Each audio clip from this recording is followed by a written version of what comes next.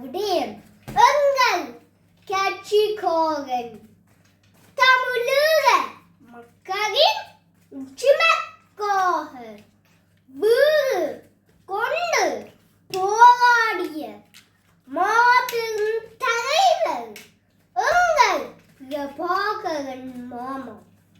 சிங்கள அச்சத்தினால் தமிழ் மக்களின் உரிமைகள் மறுக்கப்பட்ட போது தனித்தமிழீழமே வேண்டுமென்று ஆயுதமேந்தி போராடியவர் முப்படையும் அமைத்து தங்கள் வீரத்தை தகனிக்கு தெரியப்படுத்திய தமிழீழத்தின் கட்சிக்காரன் எங்கள் மாமா.